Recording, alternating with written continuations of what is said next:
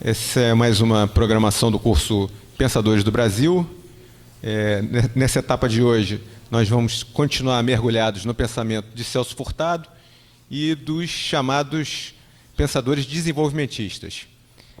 Para nossa grande alegria, nós temos aqui o nosso querido Elias Jabbour, que dispensa apresentações, mas mesmo assim eu farei uma pequena apresentação dizendo que ele é professor da Faculdade de Ciências Econômicas, da UERJ, e é autor de vários livros, entre os quais um que já é um best-seller nas ciências humanas, que é sobre a China, o socialismo do século XXI.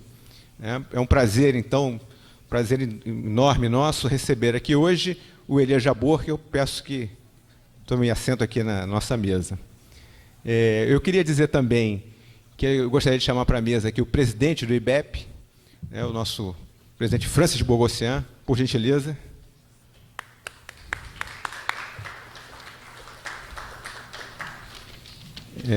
Queria chamar a mesa também pela rede ProRio, o nosso Bruno Sobral. Bruno está aí? Por favor, Bruno.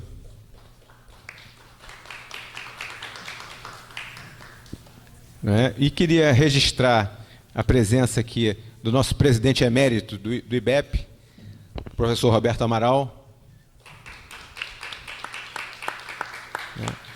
da presidente do Conselho Regional de Economia, que apoia essa iniciativa e nós não cansamos de agradecer esse apoio, que é a Flávia Vinhais. Também está presente aqui a Raquel Braga, que é da Associação dos Juízes para a Democracia, a quem agradecemos também a presença. E a jornalista Hildegard de Anjos, muito obrigado aqui pela presença hoje. Então, eu queria que, se fosse possível, de uma maneira bastante econômica, que a gente está atrasada, infelizmente, na nossa...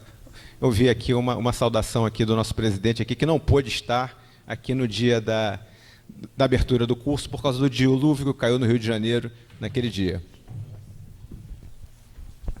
Eu só queria enfatizar a satisfação do IBEP de estar promovendo esses encontros, mormente aqui na nossa querida e importante Universidade do Estado do Rio de Janeiro, e estamos aqui interessadíssimos em ouvir o que o nosso querido Jabbour vai dizer hoje. Sem maiores delongas, eu congratulo pelo nosso organizador desses pensamentos importantes, sempre cada um mais importante do que o outro. Parabéns. Então, Bruno, quer usar a palavra um pouquinho? E aí, em seguida, a gente começa. Sim, só também para parabenizar a iniciativa do IBEP, né? É muito relevante trazer isso, particularmente para a Universidade do Estado do Rio, para deixar bem claro aqui, né? E o Elias, colega meu aqui de Faculdade de Ciências Econômicas, os esforços que a gente faz de estimular o pensamento crítico dentro dessa casa, né? Então, aqui também tem pensamento crítico e aqui hoje, então, o Elias é o melhor exemplo disso. Muito bem. É isso. Por favor. Já? Já. Pessoal, que eu sou meio tímido, né? Então eu não sei lidar muito com o microfone, né? Mas eu quero muito agradecer essa iniciativa do IBEP, na pessoa do nosso presidente Bogossian, né? A presença do Corecon, em nome da Flávia, né? Que está sempre presente nesse tipo de... Qualquer confusão boa aqui no Rio de Janeiro que envolve pensamento econômico, a Flávia está envolvida, né? A Flávia Corecon, né? O nosso ministro de Ciência e Tecnologia do governo Lula, o nosso Roberto Amaral, é bom tê-lo aqui conosco também. Nossa Hildegard de Anjos, né, que a gente meio de alimenta uma admiração à distância, né, porque a gente não te conhecia pessoalmente, mas pela tua história isso acaba nos aproximando em pensamento, certamente, né? E se eu esquecer de alguém aqui, é que eu tive Covid e isso atrapalhou muito o meu pensamento curto, né?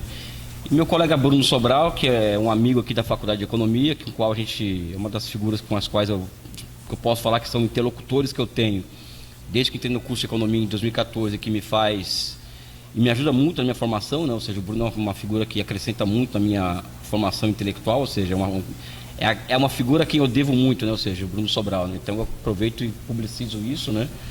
Diante de todos vocês aqui. E sobre essa questão do Furtado, dos desenvolvimentistas, eu acho que eu queria começar tentando fazer um esforço que eu acho que é algo que falta no campo nacionalista brasileiro. Vamos tratar o nacionalismo como campo político no Brasil, né? Ou seja, o nacionalismo progressista, né? Eu acho que existem desafios intelectuais no nosso campo, né? Entender a China, entender como o mundo funciona, entender a financiarização, ou seja, existem vários desafios intelectuais que nos permeiam, até para a nossa capacidade de compreensão do mundo, né? Só que a gente se esquece muitas vezes que as grandes nações elas têm como característica uma ideologia que as significa diante do mundo, né? Qualquer país do mundo, pega Estados Unidos, então o Destino Manifesto é uma ideologia que faz com que os americanos tenham um significado próprio deles diante do mundo, independente do que nós achemos disso, né? A China, ou seja, o socialismo com características chinesas, é um corpo ideológico com a qual a China se define diante do mundo, né? Ou seja, e todos os países têm isso daí, os países que têm visão de longo prazo, projeto estratégico, ou os países que simplesmente deram certo. Então são nações que conseguiram construir um corpo ideológico próprio, capaz de significar ou se auto-ressignificar diante do mundo. E eu acho que o grande desafio nosso é nós encontrarmos uma ideologia, o Brasil, uma ideologia que nos capacite a nos significar diante do mundo. Eu acho que esse é um desafio, independente das minhas simpatias pelo marxismo, pelo socialismo. Eu acho que isso é parte disso daí, evidente, né? Mas ainda vejo muita fragmentação quando o assunto é pensamento nacional, né? Então fala-se dos desenvolvimentistas, fala do pensamento cultural, a Semana da Arte Moderna, que ali surge ali é uma rebeldia brasileira com uma certa forma de dominação cultural de fora para dentro, ou seja, ainda existe muita fragmentação quando se fala em pensamento nacional. E uma delas é essa que está aqui hoje, né, que eu estou falando, o pensamento desenvolvimentista. Não deixa de ser um fragmento do que eu chamaria de necessidade de nós buscarmos sistematizar um pensamento nacional brasileiro, né? E dentro desse pensamento nacional, o pensamento nacional desenvolvimentista, ou seja, aqueles economistas que pensaram as melhores dinâmicas de acumulação possível para o nosso processo de industrialização, são parte desse pensamento nacional, tá? Então incluo, no caso, o Celso Furtado, certamente foi o nosso maior expoente, né? O Furtado foi o maior economista brasileiro, a gente não tem, com relação a isso, não existe dúvidas em relação a isso. O Furtado é um brasileiro que ele talvez depois acho que do Teotônio tenha sido muito traduzido, né? Mas o Furtado ele é lido por alunos de graduação na Índia, por exemplo, né? E a gente muitas vezes nos esquecemos que o Brasil produziu um Furtado, né? Então nós temos tanto complexo de vira-lata que hoje nós temos uma heterodoxia brasileira. Eu vou começar aqui a pimenta, né? Nós temos uma heterodoxia hoje no Brasil que não é nacionalista e que não é desenvolvimentista. Ela é industrialista porque acha que a indústria ela é superior à agricultura para fins de produtividade do trabalho e tal, mas ela não é imbuída por espírito nacionalista e por espírito desenvolvimentista. Quando, na verdade, no caso do Furtado, ele é a figura que, além do grande intelectual que ele foi, ele consegue transformar o desenvolvimentismo e o nacionalismo em uma ideologia econômica, ou seja, os economistas passam a ter uma ideologia e um corpo de pensamento como forma de defesa, né, e para se significar enquanto profissão, né? Então o Furtado ele é um grande responsável, a miúde, toda essa contribuição intelectual que ele deu, que eu não vou reprisar o que a professora Tânia Bacelar colocou, ele é essa figura que consegue transformar o desenvolvimentismo em uma ideologia, ele e o Simonsen, né, para ser bem mais justo, né, colocar o Simonsen na história, tanto o Simonsen quanto o Furtado como figuras que significaram que transformaram o desenvolvimentismo em uma ideologia, né? Em uma ideologia. O Roberto Simonsen, né? Isso. Não é o Marinho. Não, isso, é do debate com o Gudan, né? Sim, que eu estou me referindo. Então eles conseguiram, obrigado por essa retificação. Eu achei que era isso. Tá? Enfim, então eu acho que o Furtado tem essa centralidade, né? O Bruno fala que se não fosse Furtado, todos nós seríamos ortodoxos hoje. E pouca gente sabe disso, né? O único país do mundo que existe uma heterodoxia econômica militante é no Brasil. Nós pegamos os grandes centros no mundo hoje de economia, mesmo a China, né? o mainstream do pensamento econômico, ele é muito mais forte do que a heterodoxia, mas muito mais forte, o pensamento neoclássico. O Brasil talvez seja um dos únicos lugares do mundo em que existe uma heterodoxia organizada, forte, né? É uma coisa que eu descobri recentemente. Porque muitos economistas que nós achamos que são heterodoxos não são. Né? Que a gente lê, por exemplo, o Paul Krugman, por exemplo, ele não é heterodoxo, é ortodoxo. É que nos Estados Unidos acontece um fenômeno que diferentemente do Brasil, nos Estados Unidos existe uma ortodoxia progressista e uma ortodoxia reacionária, né, nos Estados Unidos. A nossa ortodoxia, ela é reacionária no Brasil. No Brasil não tem uma ortodoxia progressista. Né? Então é uma das características brasileiras, é não ter uma ortodoxia com qual dialogar, né, sobre questões fundamentais da nossa sociedade. Né? Nós temos uma heterodoxia que é muito reacionária.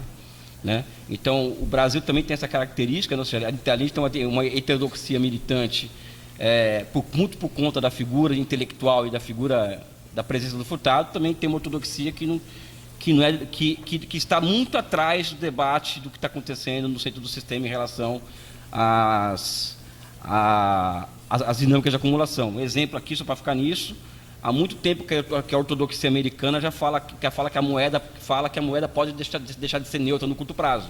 Isso é senso comum na ortodoxia americana. No Brasil, isso é uma coisa impossível de se discutir entre ortodoxos, que a moeda pode deixar de ser neutra no curto prazo. Tanto é que, mesmo durante uma pandemia, a maioria dos economistas ortodoxos eram contra o auxílio emergencial. Né? Eram contra o auxílio emergencial porque isso ia provocar desequilíbrios e disfunções, ia chegar a conta um dia e tal, isso é aquele papo todo que vocês conhecem. Ou seja, já é uma discussão que já foi superada por economistas do mainstream dos Estados Unidos, por exemplo.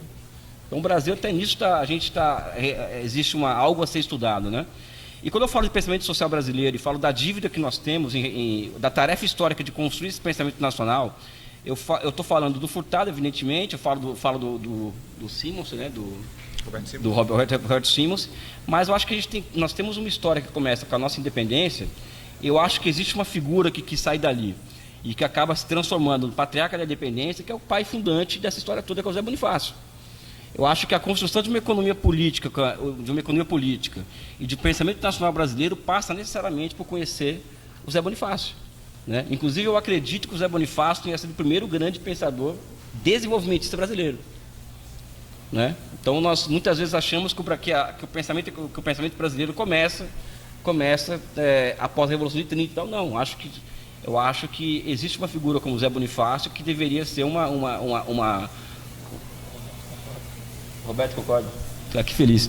Não, porque a gente fala... Eu estava uma vez na Venezuela, posso contar a história, né? Aí me perguntaram se eu era como que é? Bolivariano. Eu falei, não, mas eu sou bonifaciano, porque sou brasileiro, né? Sabe? Não é... Ou seja, eu tento dar universalidade ao pensamento nacional brasileiro e ao dar universalidade ao nosso pensamento nacional, eu coloco o Zé Bonifácio como a grande figura histórica que representa historicamente essa construção de um pensamento nacional brasileiro. Né? E evidentemente que na América Latina o Bolívar está no panteão dos nossos heróis, não tenho a menor dúvida disso, mas está o Bonifácio também. Né? Eu acho um erro crasso a esquerda brasileira nunca ter lido Bonifácio. As pessoas falam muito do Bolívar, nunca ouvi falar do Bonifácio. Eu acho isso uma das síndromes de colonização que nós sofremos pela direita e pela esquerda é essa. A esquerda não conhece Bonifácio. Né? A gente conhece autores norte-americanos, a gente vê muitas pessoas leem uma pessoa que eu gosto, que é Angela Davis, né? Eu adoro a Angela Davis, eu a conheço pessoalmente. Só que as pessoas leem a Angela Davis, não lê os nossos brasileiros, não lê o que nós criamos. Né? Eu acho isso uma disfuncionalidade muito grande isso daí.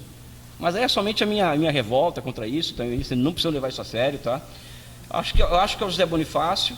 Existe uma série de pensadores, tipo Luiz Gama, que nós temos que, entre outros, nós temos que resgatar, que são aquelas figuras que sintetizam o que eu chamaria de maiorias heterogêneas, como aquela que foi aquela maioria política heterogênea, que faz a revolução, que faz a abolição e a República de 1889, né? Porque uma das nossas características é que nós não é um único partido político que chega ao poder. No Brasil as maiorias são sempre heterogêneas, né?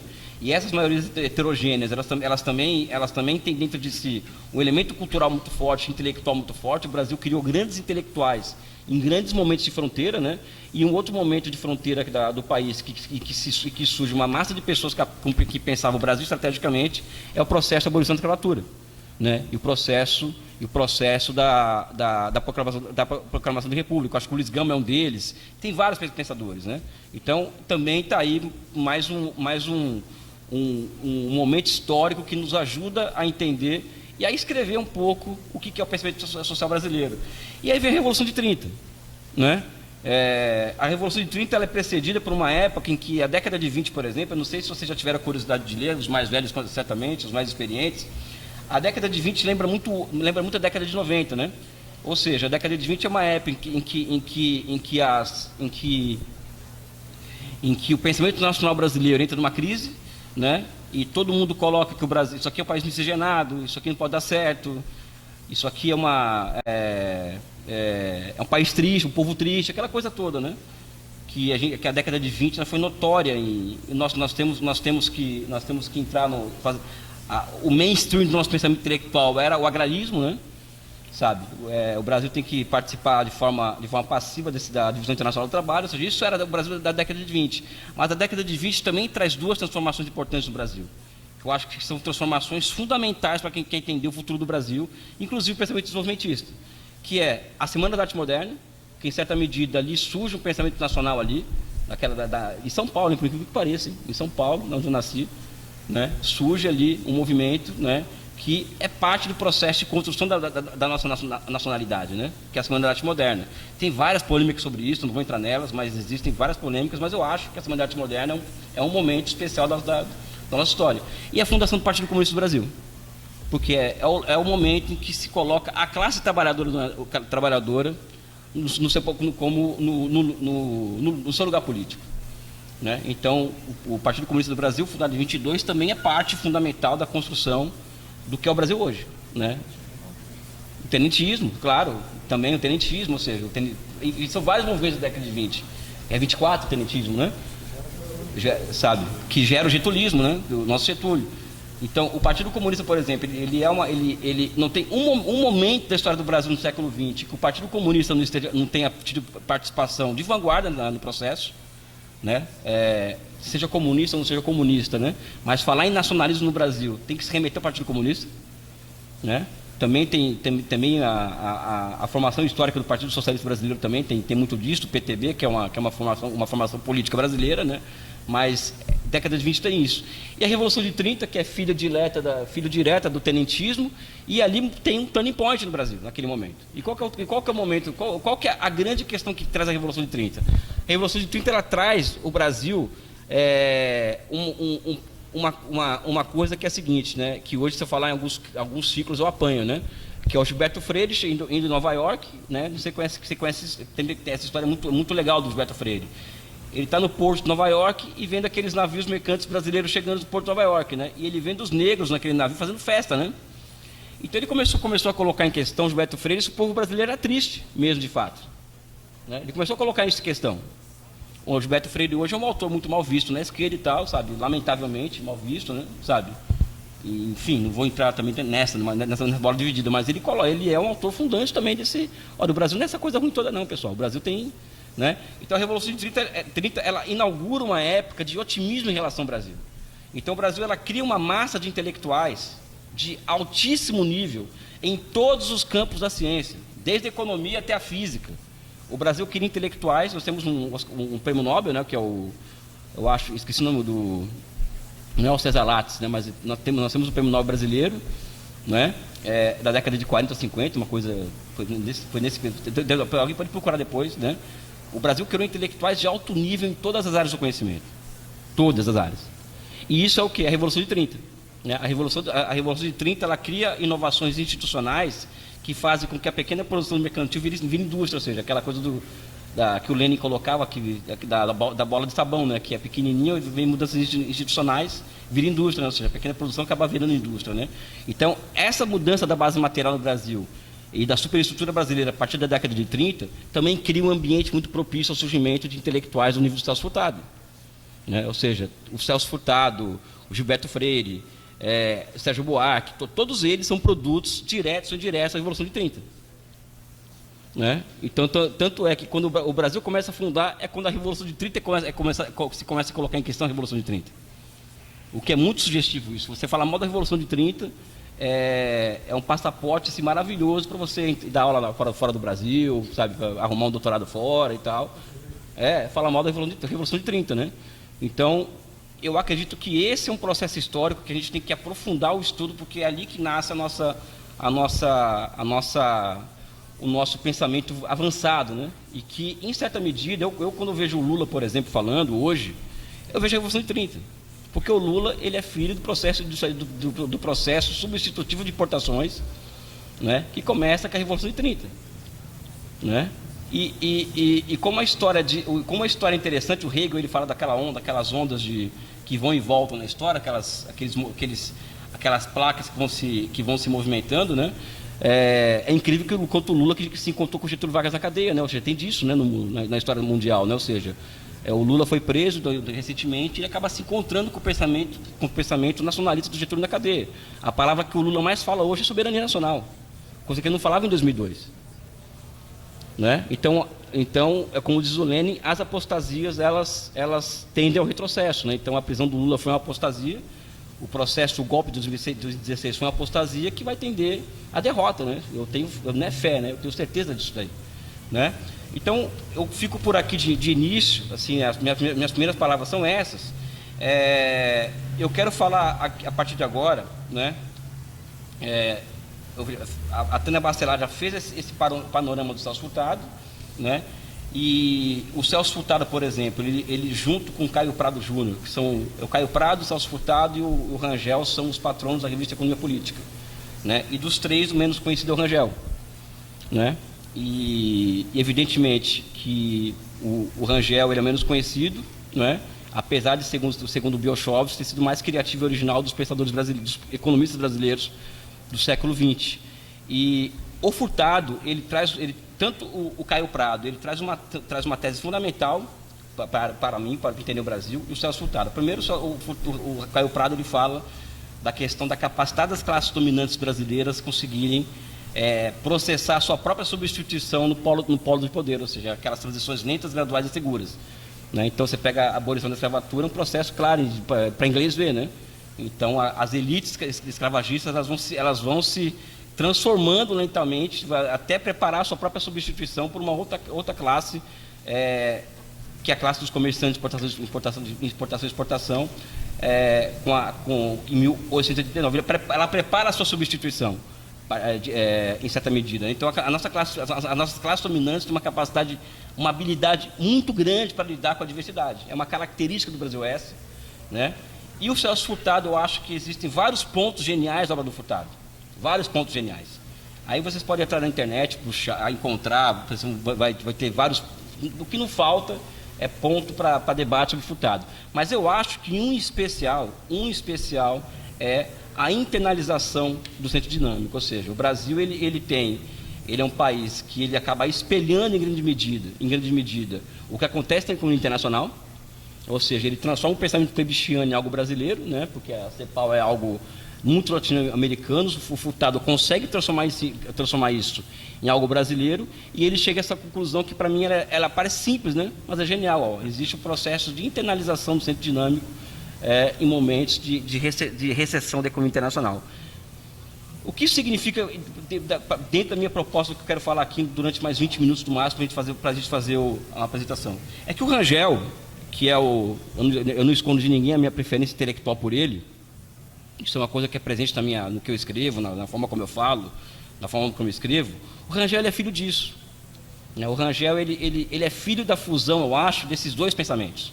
Né? Essa forma é o marxismo do Caio Prado, né? O marxismo do Caio Prado, que é o primeiro grande marxista é o segundo, acho que o Otávio Brandão, com o agrarismo e industrialismo, ele inaugura essa discussão da indústria da agricultura no Brasil, mas o Caio Prado é a grande figura do marxismo na década de 40 e 50, né? E o Furtado com isso daí, ou seja, essas duas, a fusão disso, eu acho, nos entrega o Inácio Rangel.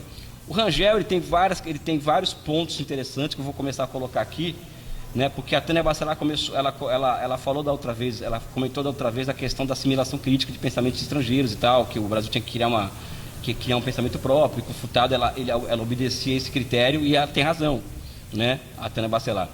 Então, um ponto fundamental do Rangel, o Rangel é filho de um juiz, né? De um juiz do interior do Maranhão, né? Então, um liberal, né, o pai dele, então ele era expulso de várias comarcas, né? Ele vivia sendo expulso, mudando de cidade em cidade, né? E o Rangel, ele com 16 anos de idade, participa da Revolução de 30, né? Incentivado pelo pai, e participa da Revolução de 30. Em 32, 33 ele se filia ao Partido Comunista do Brasil, depois entra na Aliança Nacional Libertadora e pega em armas para fazer a Revolução de 35, ou seja, aquela intentona comunista de 35, o Rangel faz parte daquilo. E o Rangel acaba preso. E na cadeia o Rangel ele é levado a se perguntar por que estava preso. E ele estava preso, ele chega à conclusão, o Rangel, de que ele estava preso por quê? Porque no Brasil nós estávamos justamente assimilando acriticamente teorias importadas, ou seja, nós estávamos importando o modelo de revolução da União Soviética. E isso levou à cadeia, né? Então, ele chega à conclusão disso. Então, a obra do Rangel, em grande medida, ele é uma crítica à esquerda, assim, à esquerda até o final da vida, é uma crítica aberta à esquerda, evidentemente que ele demarca com todo mundo, porque ele tinha um pensamento muito próprio, né? Ou seja, ele não era cepalino, ele não era independentista, ele era um marxista, mas rangeliano, era o Rangel, né? Sabe? Mas ele tem essa característica que eu acho muito interessante, e essa forma dele assimilar acriticamente o pensamento, o que vem de fora, o leva a um conceito que é muito original do Rangel. Porque o Furtado e a CEPAL, eles trabalham com aquela história que é correta do dualismo, né? Ou seja, de uma economia que tem um setor atrasado, um setor moderno, ou seja, que é o chamado dualismo, dualismo, que disso advém uma heterogeneidade estrutural da economia, que somente um pedaço dela, que é justamente a agricultura para exportação, que concentra algum ganho de tecnologia, enfim, tudo isso que vocês já conhecem muito melhor do que eu. O Rangel, ele alcunha o quê? Alcunha uma lei fundamental do nosso desenvolvimento, né? O exemplo que eu trago, ele está lendo Lenin, por exemplo, o desenvolvimento do capitalismo da Rússia. E o Lenin está nesse livro vendo o seguinte, está vendo que a Rússia avança para o capitalismo, apesar de ter um feudalismo muito forte. O feudalismo ele é muito forte, e o capitalismo ele avança, apesar do feudalismo ser muito mais forte do capitalismo. Isso leva o Lenin a elaborar uma lei fundamental da formação social russa, que é qual? Uma formação social que é caracterizada pela dialética entre atraso e dinamismo, né? Mesma coisa o Rangel traz para o Brasil essa mesma elaboração. A influência do Lenin sobre o Rangel é muito impressionante, do pensamento do Lenin sobre o Rangel. O Rangel acho que foi um leninista de fato, né? Ou seja, uma influência muito grande, e ele percebe que, apesar de nós termos contra o Getúlio Vargas estava fazendo transformações no Brasil, ou seja, apesar dos latifúndios feudal ter feito a Revolução de 30, ela não era hostil à nossa industrialização. Ou seja, porque a Revolução de 30 ela é feita pelos senhores feudais que ele fala, né? Eu também acho que mas também é muito polêmico, né? Mas por estancieiros voltados ao mercado interno, e por serem voltados ao mercado interno, interessavam a industrialização. Só que essa industrialização não viria com a reforma agrária. Então, acho que esse é um ponto que o Rangel coloca. E isso leva essa forma acrítica dele assimilar o materialismo histórico a perceber o seguinte: o Brasil existe aquela sequência do Marx, né, a comuna primitiva, o escravismo, o feudalismo e tal, o sociocapitalismo e o socialismo, só que o Brasil isso chama sequência, são os modos de produção fundamentais, tá? Mas existem os modos de produção complexos. Por quê? Porque a realidade da periferia capitalista, ou seja, um país como o Brasil, o Brasil é atingido por duas ordens de leis econômicas. As leis econômicas que são trazidas via comércio internacional por conta das nossas relações com o centro do sistema, né? Então, em momentos que o mundo está crescendo, o Brasil ele acaba crescendo para fora, por via das exportações, e quando o mundo entra em recessão, o Brasil passa por um processo por processos de crescimento para dentro, que seriam os ciclos de substituição de importações, né? Então, acho que isso é o que ele se apropria da CEPAL, porque ele vai para a CEPAL já com pensamento próprio. Não sei se vocês sabiam disso. O Rangel não queria defender a tese da CEPAL, por não concordar com a CEPAL, ele não queria defender a tese, né? Mas ele acabou sendo quase que forçado a defender, porque seria muito deselegante não defender a tese, porque não acreditava em muita coisa da CEPAL, mas a CEPAL exerceu uma influência sobre o Rangel, que é basicamente a tese da substituição de importações. Essa questão do comércio internacional no Rangel, e a dinâmica que ele estabelece dentro do Brasil, ou seja, o Brasil ele passa a ser regido por uma dupla dinâmica, leva o Brasil a se construir no Brasil, não capitalismo, socialismo. Não existe aqui aquela ordem. O que existe são modos de produção complexos. Ou seja, o senhor de escravos, por exemplo, ele é, ao mesmo tempo que é um senhor de escravos, ele da porteira para fora, ele é um comerciante capitalista. Ou seja, existe uma dupla face da nossa formação econômica e social, né, que ela se repete ao longo do tempo. Então, essa dupla face ela se repete em todos os âmbitos do país, seja na base material, né? Ou seja, os senhores feudais fazem a revolução capitalista no Brasil, a revolução burguesa, por incrível que pareça, da mesma forma que no âmbito das instituições. A dualidade ela está presente o tempo inteiro em tudo na nossa vida. Isso muito claro em Rangel, isso daí, não é? Essa dualidade, que é a dualidade básica da economia brasileira, né?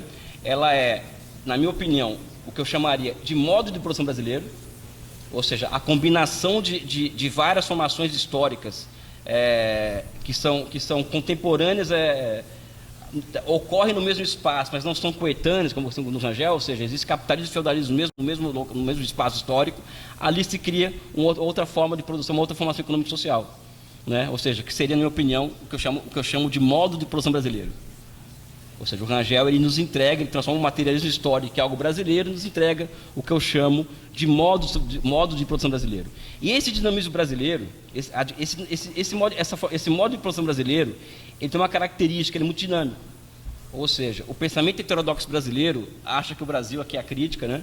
O Brasil ele é um atraso ele é um mix de estagnação, atraso e estagnação, né? Enquanto que para o Rangel o Brasil tem polemismo. O Brasil é atraso e dinamismo.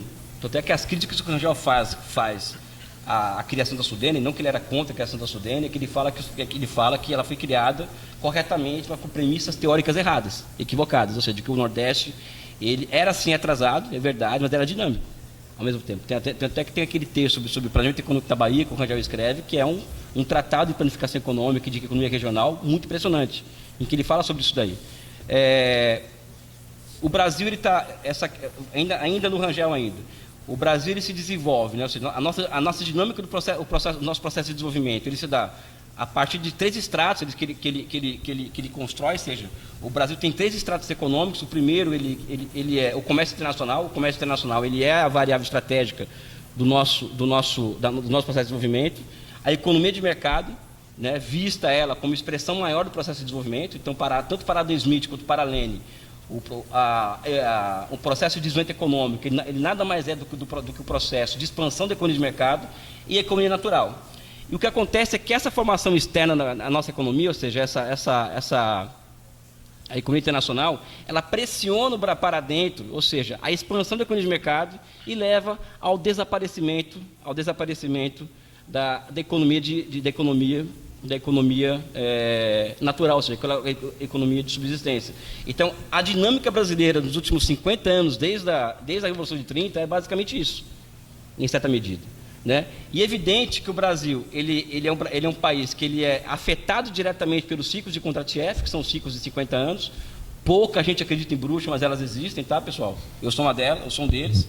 Os ciclos de Kondratiev, o Brasil ele tem uma característica que quando chega a fase recessiva do ciclo, nós damos um passo adiante, né?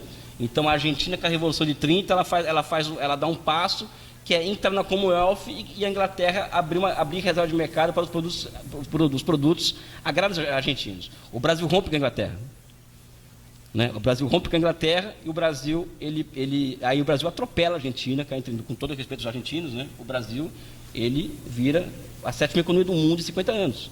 O Brasil, ele faz em 50 anos o que a Europa demorou 600. O Brasil sai da Idade Média em 30 e da Idade Contemporânea em 80. Né? Então, o Brasil passou por um processo absurdo de acumulação de capital que somente a China hoje é capaz de rivalizar conosco, tanto em magnitude, quanto em profundidade, quanto em uma série de quesitos que nós vamos julgar o que aconteceu no Brasil em 50 anos. Criou contradições, problemas? Sim, criou. Mas também nos entregou um país em condições de solucionar muitas das nossas questões.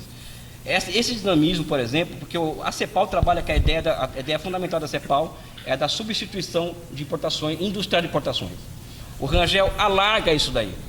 Né? Por quê? Porque o primeiro ciclo de contrato-chefe, por exemplo, ocorre, o ciclo recessivo começa em 1815 e termina em 1848. Né? O ciclo recessivo de contrato-chefe. Ali o Rangel já percebe, dentro da fazenda de escravos, né? Ou seja, o processo de substituição natural de importações. Né? Que é o quê? Que ali surge, por exemplo, a indústria têxtil. Para quem quiser dar uma olhada no mapa de indústria têxtil do Brasil dos anos do século XIX, vai ver que o Brasil tinha uma poderosa indústria têxtil para os nossos padrões, fruto desse processo de substituição natural de importações que ocorre dentro da fazenda de escravos. Então, o Rangel, ele como marxista raiz, ele vai na raiz das questões. E o segundo ciclo de substituição de importações que ocorre no Brasil, anterior a 30, que é a industrial, é a substituição natural de importações. Quando o quê? É quando surge, por exemplo, as primeiras atividades artesanais nas cidades, que já é um processo de substituição de importações, que é o quê? Que é urbano, basicamente. E essas atividades artesanais, olha como é interessante quando se radicar na raiz, né? Ali surge, por exemplo, o que o Rangel chama de departamento artesanal da economia brasileira. Artesanal. Todos nós acreditamos, verdadeiramente, ensinamos aos nossos alunos que o nosso processo de industrialização começa no departamento 2 da economia. Né? Quando, na verdade, o Brasil chega em 30, com a Revolução de 30, com o departamento 1 artesanal pronto. Então, por exemplo, eu lembro quando eu fiz faculdade de Geografia, eu fui fazer várias pesquisas de campo no ABC Paulista. Então eu tive acesso, Flávio e demais daqui, essa história que é interessante para a gente contar. Eu tive acesso aos livros de contabilidade de várias empresas, como a Villares, por exemplo. Eu tive acesso, né? E a Villares, por exemplo, ela importava na década de 20 um elevador ou dois, só que fazia 10 lá dentro. E isso não ia para contabilidade, não ia para nenhum tipo de contabilidade. Por quê? Porque ela conseguia fazer mais elevadores, porque ela tinha uma oficina mecânica no fundo de quintal da sua empresa.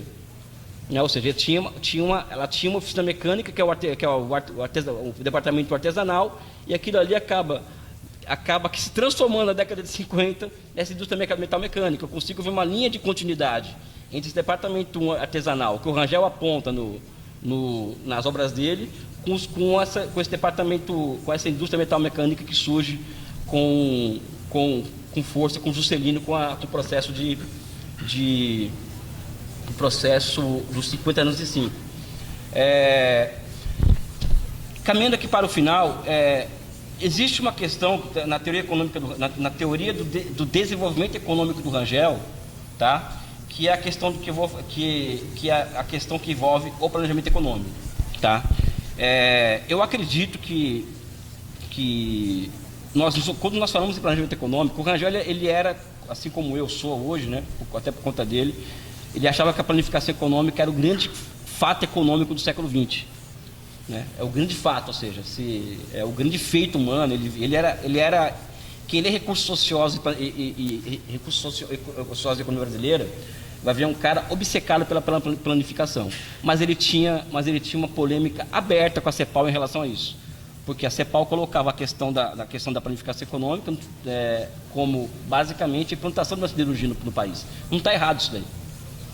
Né? Não está errado. E aí começam as divergências dele com a CEPAL, aprofunda as divergências dele com a CEPAL e também com a teoria da dependência, do marxismo da dependência da década de 60.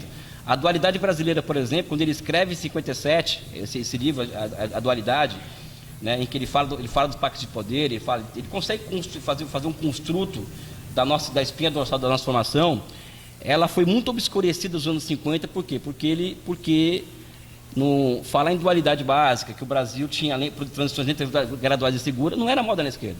A moda na esquerda na década de 60 é falar da Revolução Brasileira.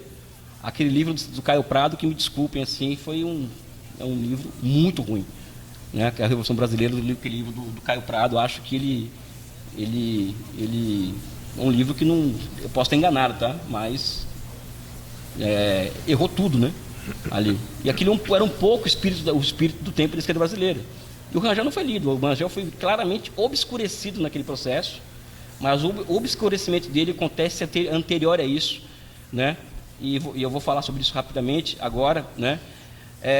Qual que é a questão que o Rangel coloca, e eu falo muito para os alunos, porque aí é Rangel e Richman, né? Que é um outro autor que eu admiro muito, que os dois escreveram as mesmas coisas, se nunca se conhecerem, se nunca se falarem, tá? Que é o seguinte: o papel do economista, por exemplo, o limite da CEPAL, eu acho, é a questão da relação capital-produto, sabe? Esse é o limite dos economistas cepalinos, ou seja, a crise de balanço de pagamento, né? No fundo, que é certo ou errado, tá? É uma opinião particular, né? O Rangel falava o seguinte: para escapar dessa quando ele fala da China, o Rangel, ele também enchia o saco dos caras, né? Então, ele para falar mal do pessoal da CEPAL, ele dá o exemplo da China. Ó, esse pessoal fica preso no esquema capital-produto, vai ver como os chineses estão fazendo.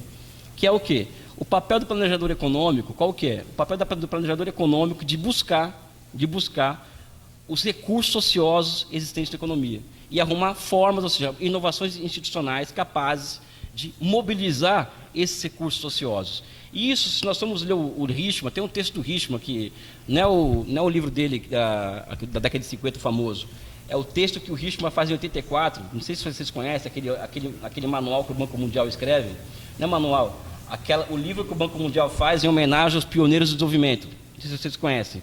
Então vai o Nidal falar, vai o Prebisch, vai o Lewis, vai todos os pioneiros do desenvolvimento falar e dar os seus depoimentos sobre o processo de criação da Comissão de Desenvolvimento Econômico da ONU, aquela coisa toda, o centro do desenvolvimentismo, do planejamento.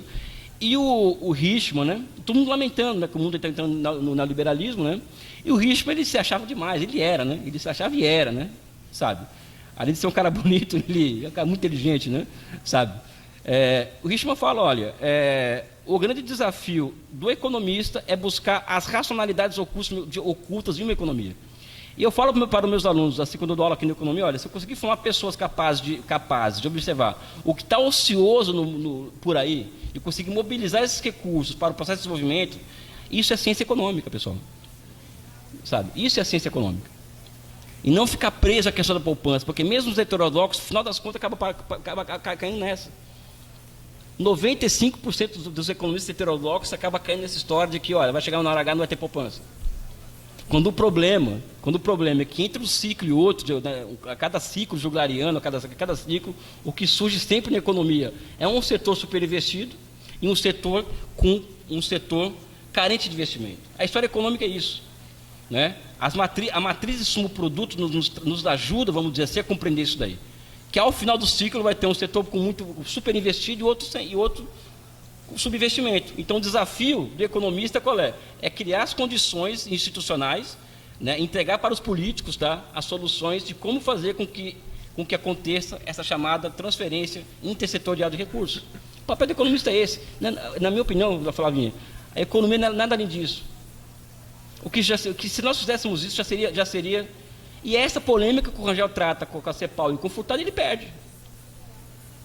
Infelizmente, para o mal do Brasil, ele perde esse debate, né? Tem os artigos do Pedrão, que é do professor da Bahia, que ele relata esse debate. O Rangel perdeu esse debate, né? E ele escreve a inflação brasileira em 62, né? Em plena época do plano trienal, né? em que ele, influenciado pelo Lênin, basicamente, ali eu vejo o Lênin escrevendo, não vejo o Rangel, basicamente, né? Ele coloca todos os limites do monetarismo, ou seja, é uma carta para o Roberto Campos Furtado. A introdução ao primeiro capítulo, a introdução da inflação brasileira, para mim, é um dos documentos marxistas mais fantásticos, escrito por um ser humano na face da Terra. Em que ele fala por que o Furtado e o Roberto Campos estavam errados. né? E ali, evidentemente, que ao lhe bater no Furtado no Roberto Campos, o que acontece com o Rangel? Né? Pessoal, você é um cara legal e tal, mas ó, censura branca. Então o Rangel sofre uma censura branca na economia brasileira, desde então até hoje, basicamente. Hoje a gente fala do Rangel abertamente, mas não é um curso de economia que o Rangel seja uma indicação de direito. Não tem. Não tem. Ele é esquecido. E para mim isso é deliberado. Eu posso até falar em outro momento isso daí, né? E por fim, pessoal, eu posso aprofundar essas questões mais adiante, essa questão a questão agrária, né, que é outra coisa que por exemplo, uma das questões que se colocavam, que virou uma onda entre os economistas, é falar que o Brasil, que o progresso técnico da agricultura brasileira era tão baixo que isso era impeditivo ao processo de industrialização. Isso é senso comum entre nós. Enquanto para o Rangel, seguindo as opiniões de Lênin, não. É o campo a cidade que pauta o campo, não o contrário. Né? Então, o Brasil pode se transformar em uma potência. O capitalismo, não são os mercados que criam o capitalismo. É o capitalismo que cria seus próprios mercados. Essa é a grande descoberta que o Lênin faz naquele livro Desenvolvimento do Capitalismo da Rússia. O Rangel se usa e abusa dessa obra do Lênin para se contrapor à CEPAL e aos estruturalistas. E a vida deu razão para o Rangel. O Brasil virou a 7ª economia do mundo, sem fazer nenhuma grande mudança na nossa estrutura fundiária. Inclusive, hoje o Brasil tem o agronegócio mais poderoso do mundo. Né? Mais poderoso do mundo. Gostemos ou não dele, então. Não estou aqui defendendo o agronegócio, não. Mas nós temos. Então, a vida deu razão para o Lênin e para o Rangel nessa história. Né? Então, a questão agrária brasileira, entrando aqui ao final, porque eu quero fazer uma explanação rápida sobre o que eu acho de hoje do Rangel e que o Brasil teria a aprender com aquilo, hoje, a nossa experiência.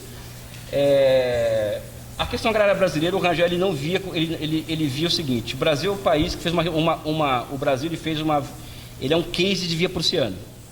Ou seja, o que é a via prussiana? Os senhores feudais tomam de assalto o poder político, eles fazem a transformação ou a revolução capitalista de cima para baixo. E ao fazer de cima para baixo, eles não fazem reforma agrária, porque eles são senhores feudais. Mas para eles interessa a industrialização. O caso da Alemanha, que é o Bismarck, que ele era um e é caso do Império Japonês, em que os senhores feudais tomam o poder no Japão por conta de uma injunção geopolítica, assim como a Alemanha também, né? E eles, pressionados geopoliticamente por Estados Unidos e por Inglaterra, eles fazem a revolução capitalista e levam adiante a revolução capitalista sem nenhuma reforma agrária. Agora, qual que é o problema de um tipo de revolução como essa? Um tipo de transição, né, como o Lenin coloca, né, que é a via prussiana, né, a via Juncker, né, segundo o Lenin, né, e tem a via americana, que é a via do capitalismo de baixo para cima, né, que é o pequeno produtor que vira empresário. Né. O Brasil combina essas duas formas de transição. Qual que é o problema de uma transição como essa? O problema de uma transição como essa é que você tem que ter uma capacidade muito grande. Primeiro, o país não pode parar de crescer, que você vai ter que absorver mão de obra que sai do campo para a cidade o tempo inteiro. Então o Brasil conseguiu fazer isso muito bem até a década de 80. Só que na década de 70, o nosso processo de industrialização, qual que é a característica dela? Ela passa a ser poupadora de mão de obra, com a implantação do Departamento Novo de Economia com Geisel, que é de forma brilhante, pelo governo Geisel, nós implantamos o Departamento Novo de Economia. Então, ela é uma indústria poupadora de mão de obra. Então, o que o Marx chamava, e o Rangel, como marxista, seguia aquilo, como uma crise de superpopulação agrária na agricultura brasileira, acaba se transformando em uma crise de superpopulação urbana que está até hoje aí. Está até hoje aí.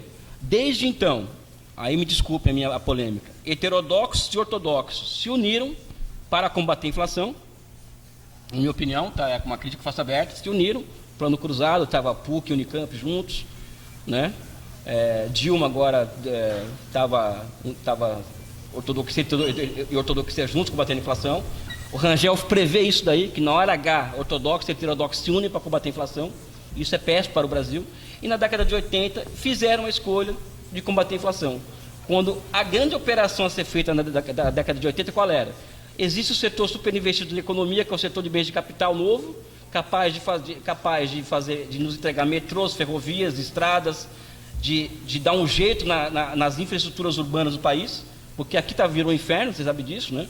Ele já via esse inferno na década de 80, tem um texto dele Criminalidade e Crise Econômica, que é genial sobre isso, que ele fala que a taxa de investimento ela é inversamente proporcional à barbárie no Brasil, né? É um texto maravilhoso que ele fala isso, né? Ele dá uma porrada num monte de gente fala como eu tomo a gente da CIA, sabe? Tem, sabe? Criminalidade e Crise Econômica, tem na internet, tem nas Estados Unidas, né? E o Brasil criou todas as condições no governo Geisel de enfrentar a crise urbana, e para isso tinha que ser criado novos marcos institucionais. Por exemplo, a correção monetária foi o grande marco institucional que permitiu o milagre econômico. Não foi o PAEG, como os liberais falam, foi a correção monetária. A correção monetária foi o que permitiu que ocorresse o milagre econômico. Da mesma forma que a instituição do Instituto das Concessões de Serviços Públicos a empresas nacionais seria a forma de desatar o ponto de estrangulamento fundamental da economia brasileira naquela época, e não combater a inflação. Ou seja, o Rangel ele era um desenvolvimentista assim, até o último, assim, não, sabe? Até o último, né? Todo mundo se uniu para combater a inflação, e o combate à inflação demandava, vamos dizer assim, porque a gente virou escravo do FMI, demandava, nós acabamos com essa indústria de bens de capital, pouca gente sabe, mas o Brasil tinha o maior parque metal mecânico do mundo na década de 80, e em nome do combate à inflação, isso foi destruído na década de 90. Né? Então, acho que o Rangel, eu faço aqui, ao perder o debate, tanto no final da década de 50 quanto no final da década de 80, o Brasil perdeu. Ou seja, ele entrega uma solução para o Brasil. O prefácio, a 5ª edição da inflação brasileira, é um documento fantástico, em que ele aponta um programa de superação da crise de realização que estava por vir para o Brasil. Porque ele estava vendo qual que é o setor superinvestido e o setor subinvestido. Né? E o caminho seria esse aqui. Né? E evidentemente que isso, ao acontecer isso, e ele vendo uma classe operária já surgindo com muita força no ABC, isso levaria o Brasil a retomar o crescimento econômico, nos levaria a uma crise com o imperialismo norte-americano, e isso abriria as portas ao socialismo no Brasil. O Rangel era um intelectual comprometido com o socialismo. Né? Por isso que eu falo, o Rangel não era cepalino, ele era um comunista, pessoal. Só que ele era um comunista que pensava com a cabeça, não tinha grandes idealismos. Né? Para terminar, eu acho que hoje, o que fica do Rangel para a gente, eu tive com o candidato a governador Haddad, e tive com o presidente Lula e com a presidenta Dilma, pessoalmente, falando sobre isso. Eu acho que o desafio brasileiro hoje, para encerrar aqui mais 5 minutos, desculpa, falei demais, né? Não. Eu acho que o grande desafio nosso é a reconstrução do capitalismo nacional que foi destruído pela Operação Lava Jato. Então, a Operação Lava Jato não foi somente uma operação a Operação Lava Jato foi uma operação deliberada para destruir o capitalismo brasileiro. Então, acho que a grande tarefa histórica nossa é reconstruir o capitalismo brasileiro. E a fonte de inspiração para isso, na minha visão, está em Inácio Rangel. Ele nos entrega ali, porque o problema é como construir instituições para acontecer isso. E o Rangel, ele coloca, ele tem insight sobre isso. Eu não vou falar aqui da economia de projetamento do Rangel, porque daria uma outra apresentação. Porque aí já é como o Rangel viu o socialismo, o Rangel até isso ele pensou. Né? Eu acredito que o grande desafio é nós criarmos condições institucionais que, primeiro, maioria política, né? A diferença do Rangel para a CEPAL, por exemplo, e para os independentistas, é que o Rangel colocava a política no fim da economia. Então o Rangel trabalhava o tempo inteiro com o pacto de poder. Então ele via, por exemplo, olha, o Collor era algo estranho à Revolução de 30, e a modernização brasileira está caindo no colo da classe trabalhadora, quando ele vê a ascensão do Lula em 89. Então até que ele se encontra com o Lula, ele se apaixonou pelo Lula em 89, o Rangel, evidentemente que não deixaram mais ele se encontrar com o Lula, né? Claro, né? Evidentemente que não deixaram mais, mas o Rangel se encantou com o Lula, e o Lula pelo Rangel, e o Lula falou comigo que se lembrou dessa conversa. Evidentemente que não proibiram de se encontrarem, claro, né? Sabe, isso aí não podia acontecer, né? Mercadante. Cara, é mercadante em algumas instituições. Sim. Tá? De ensino. Não vou falar nomes aqui para não, sabe? Que não. Hã? Não, e do Rio também. As duas grandes escolas heterodoxas da economia brasileira não tinham interesse em uma relação direta do Rangel com Lula, por exemplo. Não tinha interesse, é um fato. Isso aqui não estou aqui inventando história, sabe? Não tinha interesse. sabe? Infelizmente, nós vivemos, a universidade é um feudo, as escolas econômicas são feudos, existem senhores feudais de direita e de esquerda, enfim. E o Rangel nunca foi senhor feudal, ele nunca teve o poder da caneta para nomear pessoas para a superintendência, para ministério, para ir para a Sorbonne fazer doutorado e mestrado, nunca teve isso, Rangel. Né? Então, acho que esse foi um problema do Rangel. Né? O Rangel é tão hegeliano que ele acreditava que a verdade ia aparecer um dia. Está aparecendo. Em certa medida, a história está dando razão a ele. Mas eu acho que a construção, a reconstrução do capitalismo brasileiro passa necessariamente pela constituição de grandes complexos público-privados. Para reconstituir essas empresas que foram destruídas pela Operação Lava Jato, entregar para essas empresas as infraestruturas urbanas estranguladas, ou seja, seriam conglomerados público-privados, tá? Então, para isso, ia ter que formar isso daí, tem que ter muita força política para isso. E acho que como o Rangel ele acreditava que a nossa transição ao socialismo tinha relação direta com a ampliação do comércio exterior com os países capitalistas. Depois eu falo da questão agrária nas questões aqui do Rangel. O Geisel começa esse processo, acho, de forma brilhante. Ou seja, o Geisel ele ao aproximar o Brasil de Angola, China e Alemanha Oriental. Não sei se vocês sabiam disso, o Brasil trocava café por máquina com a Alemanha Oriental. Né? E o Geisel começou esse processo de planificação do comércio exterior, e o Rangel achava corretamente que o Brasil, a nossa transição ao socialismo passaria por uma eleição de um poder político de caráter progressista no Brasil, de um bloco histórico progressista, e também da nossa aproximação com os países socialistas, o Rangel colocava. Né? Então, mais uma verdade que também está aí na nossa cara, né? Ou seja, hoje o grande centro de gravidade mundial é o quê? É a China, que é um país socialista, né? E a China pode ser, por exemplo, uma escapatória para o Brasil. Em qual medida? O nosso desafio é nos reindustrializar. Então, viria uma reindustrialização pela formação desses conglomerados público-privados, e também pelo quê? O Brasil tem uma característica que nós não temos condições de planejar o nosso desenvolvimento por tendências que nós criamos, porque nós não temos um capitalismo financeiro próprio, mas ele não está aí para isso, está usando o centralizado para isso, e também nós não socializamos os meios de produção, que é outra diferença do Rangel com o CEPAL. Né? Ou seja, se acreditar que pode planejar uma economia sem que você ou planifique o comércio exterior ou você socialize os meios de produção. Né? Outra diferença dele com a CEPAL e com os outros desenvolvimentistas da época.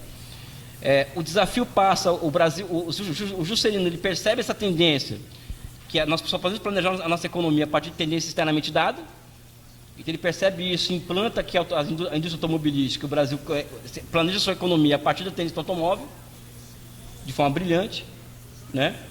Aqui se instala 2 a 3 mil pequenas e médias empresas no setor de autopeças, e que se transforma nesse parque metal mecânico que foi destruído.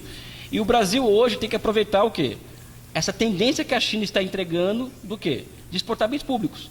Então, uma chave para o nosso processo de reindustrialização, em Inácio Rangel, é o quê? Aproveitar essas relações bilaterais com a China, por exemplo, importar bens públicos chineses em troca de petróleo, soja e ferro, assim como o Irã está fazendo, desse jeito, e construir e fazer com que os chineses nos transfiram tecnologias desse setor, dessas indústrias que nós não temos no Brasil mais. Os chineses apoiam isso daí. Eles fariam isso. Estão fazendo todo mundo isso. A Argentina está fazendo isso, o Irã, né? Então eu acho que eu vou ficar por aqui, né? Porque acho que o debate vai ser interessante, né? Agradecendo aqui a chance de falar do que eu acho do que é nacionalidade, do que é ideologia nacional, falar desse grande, nosso maior economista brasileiro, que foi o Celso Furtado, falar um pouco dele, porque que não sobra pedra sobre pedra depois da Tânia Bacelar, né? E quem sou eu para falar depois dela, do Furtado, né? Prestar mais essa homenagem merecida ao Furtado, como nosso maior economista, e trazer aqui um pensador que é muito pouco lido, infelizmente, um pensador que eu acho que eu não sou trotskista, tá? Mas eu acho que cabe para o Rangel a ideia de profeta desarmado, né? Sabe, é um profeta desarmado, né? E que tanto faz falta para que nós consigamos pensar adiante, não somente nosso capitalismo, mas também a construção de uma formação econômica e social superior aqui no Brasil, que é o socialismo, né? Obrigado a todos e um forte abraço. Valeu.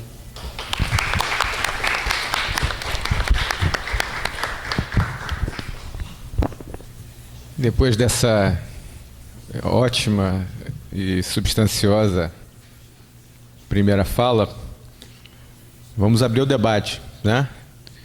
Alguém quer começar o debate? Ou... Bom, então eu começo. Eu começo, então. Vou pegar uma caneta só, porque eu sou um cara super organizado, sou igual o Rangel, sou Tá. super organizado. Vamos lá. Bom, você falou em nacionalismo, né? Ok. O nacionalismo, historicamente, tem sido uma corrente que necessita, como sujeito, né, como portador material, da existência de uma burguesia dita nacional, né? E aqui no Brasil, o comportamento da burguesia foi sempre um comportamento tíbio, né, para dizer o mínimo, né, vacilante, né? Ora veio com a gente, veio em 30, né? Depois em 64 foi para o lado de lá. E mesmo os setores da burguesia nacional que pareciam deter algum grau digamos assim, um certo quociente de interesse nacional, a Lava Jato passou por cima, né? Quer dizer, um setor que era tipicamente nacional, que era engenharia e projetos, né? A Lava Jato passou por cima. Outro conglomerado que era nacional era a área de indústria de alimentação também, né? Passou por cima essa turma aí que depois se engalfinhou com Temer, né? O Joesley, essa turma toda. Isso tudo era brasileiro. Hoje em dia está na mão de conglomerados internacionais. Então, como é que você vê? Eu entendi o que é que você está propondo, né? E gostaria que você desenhasse um pouco isso. Como é que é possível formar conglomerados nacionais numa economia que está de tal maneira internacionalizada, né? Que não tem aquele grupamento de burguesia nacional, inclusive que era politicamente capaz de um projeto, né? Quer dizer, até 64, quando você tinha Getúlio, tinha Jango, teve Brizola, teve essa turma toda, né? Que era um grupo que pensava a ideia de um projeto nacional para o país. Essa burguesia que está aí, principalmente a Faria Lima, né? Esse negócio aí é muito difícil, né? Falar em projeto nacional com essa galera, né? Mas enfim, eu acho, né? Assim, eu entendo o que você está falando e eu acho que é possível pensar nisso. Agora não é fácil, né? Fácil, né? Cadu quer falar. Cadu, vem aqui para você poder pegar a sua pergunta. Está sendo filmado? Também nessa dúvida, como se encaixa esse agronegócio dinâmico, né? Inclusive em nível internacional, o que ele tem de nacional ou de internacionalizado, se ele se encaixa nesse projeto também. Mais alguém que fala? Quer que eu responda? Por favor, porque tem que gravar. É que vai gravar. Tá bom.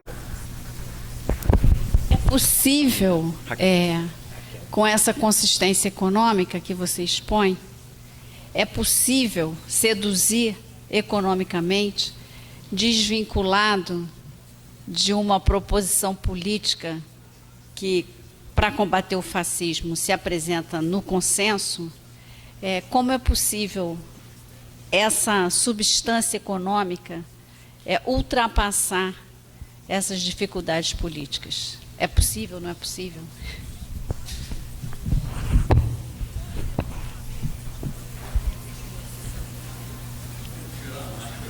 Claro.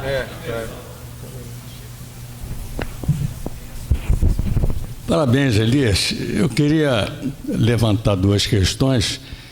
Primeiro, concordar com você sobre a necessidade da gente abrasileirar um pouco, no sentido de recuperar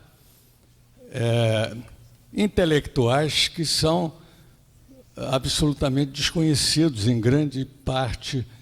A gente tem aquela tradição da dependência cultural, intelectual, né, com a Europa, e a gente, embora seja importante a contribuição de muitos desses autores, mas nós temos intelectuais que foram absolutamente silenciados.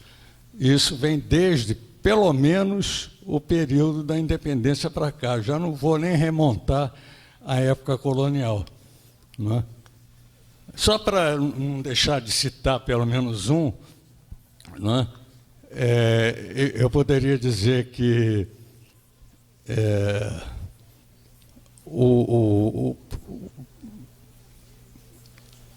entre eles, não é? Entre eles, agora me deu um branco, eu esqueci, mas entre eles eu poderia citar bom, não adianta, deu um branco, quer dizer, mas a outra questão que eu queria levantar é o seguinte: você falou sobre modo de produção brasileiro. Isso foi uma discussão muito interessante, travada ali entre fins da década de 50 e início dos anos 60, sobre a coexistência de modos de produção, não é?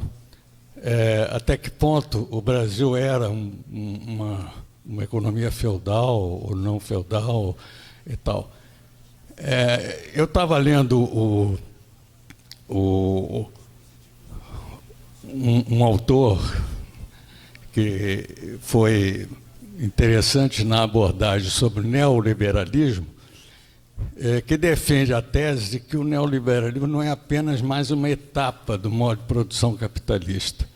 Ele seria praticamente um novo modo de produção, tendo em vista o fato de que hoje é difícil você pensar soluções de superação de problemas nacionais na medida em que o neoliberalismo, ele, através da financiarização, ele integrou inteiramente todas as economias. Esse, por exemplo, é um desafio, certamente, da China e a sua teoria dos dois sistemas, né? Enfim, são algumas questões que eu queria colocar aqui.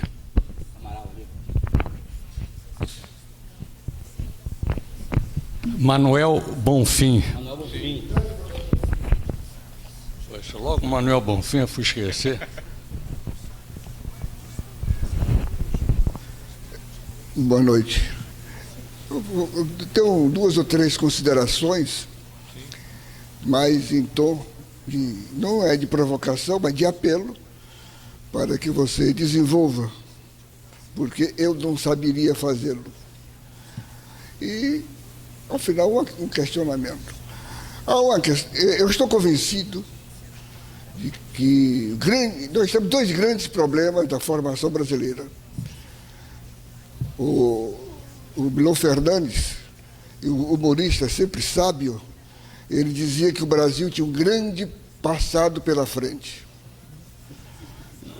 Nós somos regidos pelo passado e não nos libertamos do passado e vamos sendo devorados por um fenômeno que eu acho que é a marca da história brasileira, que é a conciliação. E a conciliação impede o desenvolvimento, impede o progresso, impede todo e qualquer avanço. A independência foi uma conciliação negociada pelo Brasil com os banqueiros, Rothschild com os banqueiros ingleses. A abolição da escravatura, uma conciliação que está rolando até agora, a República e assim por diante. Inclusive, me permito, a Revolução de 30. Todos os movimentos populares no Brasil foram massacrados. Todos. Desde a colônia não sobrou um. Só teve uma revolução nesse país que deu certo. Foi a Revolução de 30, porque foi feita pela classe dominante, liderada por 3 governadores de Estado, 6 ou 8 oficiais e uns pedaços da burguesia. E governadores de estados agrários, atrasados. Não vou falar do Rio Grande do Sul, mas a Minas da pecuária e a pobrezinha da Paraíba, um dos estados então mais atrasados do atrasadíssimo Nordeste. Então, enquanto nós não tivermos condições de proceder a uma ruptura, nós vamos aos trancos e barrancos repetindo o passado e o passado impedindo a emergência do novo, que é o quadro que nós estamos vivendo hoje. Não sei se concluindo um cinquentenário ou abrindo um cinquentenário. Essas são observações que eu queria que, se você, se puder, nos ilustre. E o fecho disto, para aproveitar a interferência da observação do Lincoln, é que, não, foi quem falou em burguesia. Fui eu. Ah, Marcelo. O problema é que é outra tragédia brasileira, né? Para complicar as dificuldades do desenvolvimento capitalista brasileiro. O Brasil não tem burguesia nacional. A burguesia nacional não tem um projeto de país, não tem um projeto de sociedade. Ela é burguesia porque está aqui, mas ela é uma burguesia que pensa de lá para cá.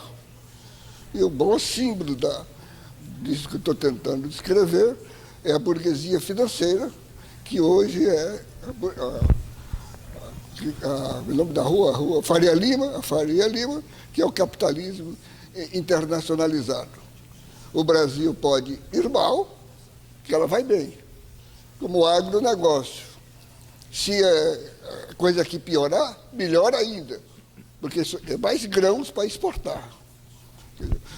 Nós temos uma economia, a economia pujante, que não depende do desenvolvimento do país. Por fim, eu já ouvi, eu conheço esse seu pensamento, conheço, mas não entendo. Portanto, eu queria que você me ajudasse a entender. Porque a nossa alternativa é retomar o desenvolvimento capitalista. Por que eu, como comunista, quero derrotar o capitalismo, eu preciso renová-lo para poder enfrentar? Mais alguém quer? Pode, claro. Tá. Ali, André e Ronaldo. Tá? Pedro, você acenou, você quer falar isso? Não, né? Tá. Tá bom, então. Tá. Esse é o André, né? Fala, André. Professor André. Bom, boa noite a todos. Muito obrigado pela sua explanação. Eu vou ler, porque para mim fica mais fácil. Meu nome é André Bezerra.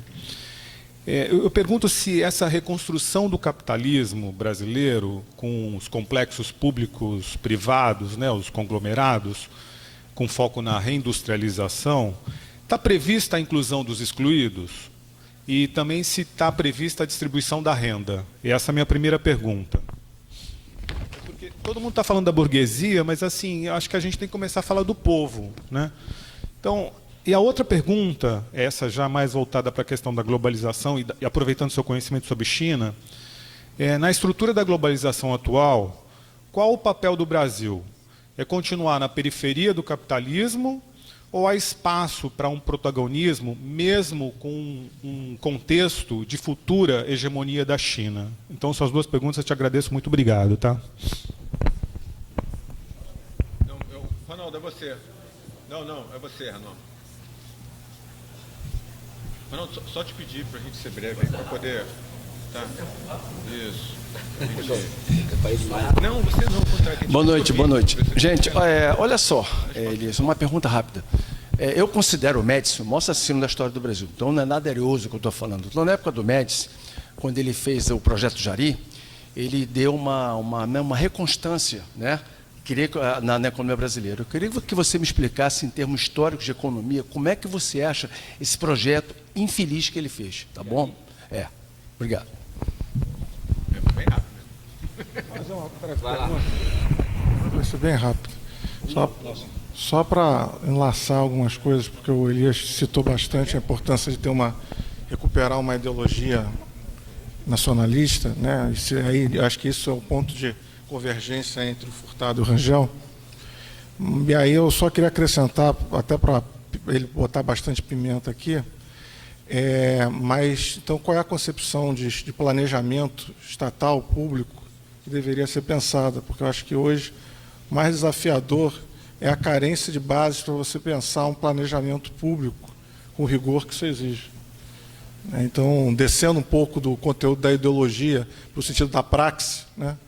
Então, ou seja, como é que a gente pode, de fato, né, pensar as bases para isso, porque talvez o maior expoente do pensamento planejador brasileiro na economia foi o Furtado, né? Ele vem disso, né? E o Rangel também, né? Porque no BNDES a experiência dele, né, foi essa praxe no BNDES que permitiu ao Rangel fazer todo o trabalho dele, e o Furtado nos cargos que ele ocupou, que eram na dimensão do planejamento. Então, se essa dimensão não for de fato colocada de novo na prioridade, né, para que novas mentes se oxigenem e produzem pensamento próprio, a gente vai viver sobre o jugo ali do monetarismo, da austeridade e das leis de responsabilidades fiscais acima da Constituição. É isso. Ótimo. Acho que o nosso Francis aqui também queria fazer uma... Vocês que sabem aí. Posso? Vai lá, maestro. Bom, a minha ignorância em economia é especializada. Eu sou engenheiro. Eu também sou ignorante, eu sou geólogo. Eu senti, você disse isso, né? Eu entendo que não há solução econômica sem a retomada do desenvolvimento. A retomada do desenvolvimento, no meu entender, tem um aspecto fundamental para a soberania nacional e para os menos favorecidos. Sem a retomada do desenvolvimento, você não tira o pessoal da rua.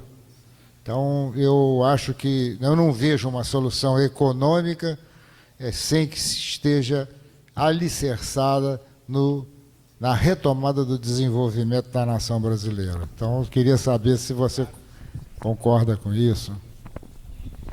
Eu vou bem tentar ser um pouco telegráfico aqui nas respostas, por conta da questão do tempo. Essa pergunta da burguesia nacional sempre me fazem quando eu faço as minhas apresentações, e é uma pergunta que nos inquieta muito. Eu passei a ter uma visão que é a seguinte, primeiro que não deram muita alternativa a essa burguesia durante o neoliberalismo, a não ser virar rentista. Né? Então, eu acho que nós temos que observar historicamente o mais enriquecimento se representar uma burguesia nacionalista. Né? Ou seja, eu acredito que existiu durante muito tempo setores da burguesia interessado no desenvolvimento nacional. Existiu. O Antônio Emílio de Moraes, por exemplo, é um caso muito claro de que... Eu dei vários. Né? Tem vários.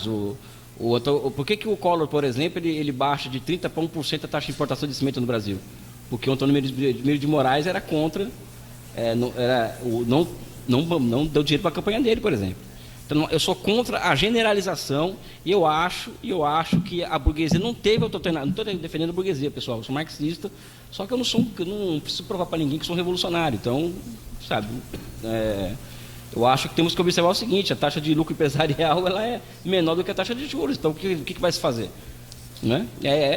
A vida é dura. Então, diante de um quadro desse, qual que é o desafio nosso? Pessoal, eu acho que onde não existia um Bismarck, onde não existia um Getúlio, coube a classe trabalhadora construir o processo de desenvolvimento. Então nós temos que esquecer a burguesia e nós sermos os agentes do processo de desenvolvimento nacional no Brasil. Eu acho, não é nada com ninguém aqui não, sabe? Às vezes a gente quer buscar, Flávio, aqui é uma mania nossa, tá? Minha inclusive, minha. Ela fala que é nossa presidente, então eu me refiro a ela. Minha, achar bode expiatório para o nosso fracasso. Uma delas é que o Brasil não tem burguesia nacional. Sabe? É muito fácil falar isso. Eu quero ver, nós temos capacidade política, a esquerda brasileira, de tomar o papel que seja da burguesia nacional. Esse é o desafio nosso. Uma esquerda que não pensa em Estado Nacional brasileiro não pode falar que não tem burguesia nacional, pessoal. Uma esquerda que não pensa as grandes questões do país não pode falar, não temos burguesia nacional, sabe? Entendeu? Então é muito complicado. Eu acho que nós temos que ter esse papel. A burguesia não presta, pessoal. A burguesia é isso. Vamos parar de lamentar esse negócio e vamos ser nós os agentes da coisa? Eu acho que é isso. E o que mais me deixa triste, ministro Amaral, é que a esquerda brasileira está longe de pensar nesses termos. Eu vim aqui com uma proposta, eu apresentei para o Lula isso. Olha, nós temos que criar condições institucionais de reconstrução da indústria mecânica pesada, da engenharia pesada, tudo isso aí que foi destruído pela Operação Lava Jato, a partir do Estado. Tipo Coreia do Sul, nenhuma novidade isso. Quem no Brasil fala nesses termos, pessoal? A gente faz 1001 homenagens ao Furtado e não apresenta uma proposta alternativa ao Brasil. Toda hora uma homenagem ao Furtado. Uma homenagem. E tem que ser homenageado 1000 vezes. Mas no final não vem uma proposta para o Brasil. Eu estou apresentando uma proposta. Uma proposta, por exemplo, para os excluídos, professor André. Eu acho que o Brasil tem que declarar, no dia 1º de janeiro, uma proposta concreta. Algo que o Bolsonaro tentou fazer agora, né, que é o seguinte: o Brasil hoje tem 36 mil obras paradas. O Brasil hoje. Você que tem que propor um estado de emergência no Brasil e o Tesouro Nacional criar, porque moeda se cria, tá, pessoal? Não é recado para gastar. O Tesouro Nacional criar R$1 trilhão em moeda para começar a colocar 10 mil obras paradas. E isso vai gerar automaticamente alguns milhões de empregos, e quem vai ser beneficiado disso serão os oprimidos, os pobres. Isso é 1º de janeiro, pessoal. É 1º de janeiro isso. 1º de janeiro. Você ganha fôlego político para a construção de uma maioria política no país hoje. Você ganha fôlego político, você construir uma maioria política, que esse é o nosso problema. Eu, professor ministro Amaral, se eu tivesse uma maioria política para ter o socialismo brasileiro, eu estaria defendendo o socialismo. Eu não tenho. Eu tenho que trabalhar, eu sou materialista, então eu tenho que trabalhar com o que eu tenho diante de mim. O que eu tenho diante de mim é um país que regrediu do ponto de vista do capitalismo, tá? E que nós não temos maioria política na sociedade, e nem ideológica, para falar em nacionalismo, muito menos socialismo. Infelizmente, eu posso ser revisionista, pode me chamar de tudo, sabe? Mas infelizmente eu não vejo que nós temos uma maioria na sociedade. Aliás, o Projeto Nacional de Desenvolvimento não é pautado no grande debate. Imagine o socialismo. Hoje tem um candidato a presidente que fala em projeto nacional, mas é um cara que está completamente, desculpa, com todo o respeito que ele merece, o Ciro Gomes, mas ele não consegue, para falar em termos legais, elegantes, ele não consegue materializar na política isso. E ao não conseguir materializar na política, vira um livro, né? Bonito, eu posso escrever, qualquer um pode escrever. Então não está pautado isso. Então quando eu falo de retomar o capitalismo brasileiro e não o socialismo, é porque eu estou diante do quê? De uma correlação de forças, que a única coisa que me permite a correlação de forças é pensar nesses termos. O que eu acho que são revolucionários, inclusive, porque hoje nós temos uma taxa de investimento de 15%. É isso? A taxa de investimento em relação ao PIB é um país em guerra. O Haiti tem uma taxa de 17%, a Síria de 18%. Então é um país em guerra o Brasil, a taxa de investimento. Se nós chegarmos na taxa de 25%, já é uma revolução no Brasil. Já tem o efeito de uma revolução. Olha só os termos que eu estou pensando. E ao retomar o processo de desenvolvimento no Brasil, capitalista, tá? O Brasil vai necessariamente criar grandes tensões com o imperialismo. É dessas tensões que pode surgir socialismo. Não, sabe? É a minha opinião sobre isso. Então, quando eu falo, por exemplo, em reconstruir o capitalismo brasileiro, não é porque eu sou a favor do capitalismo. Eu não tenho uma visão moral do capitalismo. Acho que o capitalismo, como outro, é um modo de produção. O meu papel, como diz o Mao Tse-tung, o Mao Tse-tung deu uma entrevista para o Edgar Snall, e ele diz o seguinte, ele falou o seguinte: qual que é a missão do Partido Comunista da China? Construir o capitalismo na China. Porque o Mao Tse-tung estava num país destruído antes de 49, e que o capitalismo seria um baita avanço para aquela realidade. Mas isso não é estranho? Ele falou, não é estranho, porque o objetivo dos comunistas é se apropriar do ponto mais alto daquilo que ele nega. Então, ao criar as bases materiais para o capitalismo no Brasil, eu vou estar criando condições materiais para o que no Brasil? Para a socialização da grande produção, né? E não da socialização da miséria. Né? Então, o meu raciocínio pode parecer estranho, né, vamos dizer assim, mas é um pouco esse. eu lido com a realidade do jeito que eu tenho. Eu não acho, eu vou discordar não do senhor, ministro, mas dessa história de que a nossa história é uma história de tragédia. Não é, pessoal. Desculpem, eu não concordo com isso. Não falei com o senhor, desculpa, mas hoje a história é essa no Brasil. Hoje existe a direita e a esquerda hoje no Brasil, em grande medida, eu falo, esse país é um país de passado ruim, feio, patriarcal. Fala, sabe, isso aqui é patriarcal. O Brasil o nosso passado virou um lixo. E isso, pessoal, sabe que tipo de movimento é esse? Que o Brasil é uma tragédia histórica. Pessoal, um país que tem que é a tentativa do imperialismo norte-americano, a partir de fundações estrangeiras, né, de colocar na cabeça das pessoas o seguinte: o problema do Brasil, um país que não tem um passado digno é um país incapaz de governar seu futuro, então tem que ser entregue para alguém isso aqui. Então, nós não temos uma visão dialética do nosso processo de desenvolvimento, ou seja, que observa que houve contradições, houve 400 anos de escravidão, que isso é uma merda, que existe racismo, que existe uma série de fenômenos péssimos na nossa sociedade, mas nós conseguimos construir o quinto maior país do mundo, né? Nós conseguimos se transformar em 50 anos na 7ª economia do mundo, ou seja, muita coisa grande foi construída pelo povo brasileiro. Então não esperem de mim diminuir o povo brasileiro, ou seja, se eu adotar esse discurso que é a esquerda bonitinha aqui aliás, o que é de pior no Brasil está na Zona Sul, né? A pior esquerda do Brasil está na Zona Sul e a pior direita está na Zona Sul, né? Se eu adotar esse discurso... estou na Zona Norte. Se eu adotar esse discurso, eu não vou ter pensamento de futuro. Desculpa se eu te interpretei mal, acho que você não quis dizer isso, professor ministro. Então, eu acho que o Brasil teve muitas coisas maravilhosas na sua história. Eu tenho orgulho da história do Brasil. Tenho orgulho da história do Brasil, da nossa Constituição Nacional. Agora, é uma construção desse jeito que você falou, o massacre, as classes populares elas foram deslocadas do processo. Mas é a nossa história, pessoal. Vamos fazer o quê? Vamos fazer outro país? Vamos destruir isso e fazer outro? Não vamos fazer isso. É isso que nós vamos herdar, pessoal. É isso que a classe operária vai ter que governar um dia. O grande problema, desculpa o desabafo, o grande problema é que nós deixamos de falar em trabalho, em nação, para falar em outras coisas. O Chile, por exemplo, agora, está o presidente do Chile, né? Está dando com a mão, sabe, abre a boca para falar mal da Venezuela, de Cuba e da China. Somos contra a ditadura, que o Zelensky é um cara legal. Está com monetarismo ali na economia, legal, é difícil, a correlação de forças é difícil. Mas como ele colocou paridade de gênero na Constituição, esse cara é o máximo. Já a China, que tira quase 1 bilhão de pessoas da miséria extrema, é um país autoritário, não pode ser levado a sério. Os mecanismos de planejamento que a China emprega não podem ser estudados. Aquilo ali só acontece porque é autoritarismo. Sabe? Olha o nível que nós estamos. Já foi reescrito o que é ser de direita e de esquerda no mundo hoje. Né? Ou seja, hoje o reflexo da América Latina que é uma esquerda que reflete o pensamento mediano da academia norte-americana da década de 60, escrito por direitos civis. E esse é o pensamento médio da esquerda. Ainda bem que tem o Lula, que expressa. O Lula não quer nessa pataquada, né? O Lula, quando ele fala, olha, o negócio é picanha e cerveja, isso é um projeto nacional brasileiro, galera. Vamos cair na real. Ele não vai ler um livrinho lá, eu tenho um projeto, que eu não sei...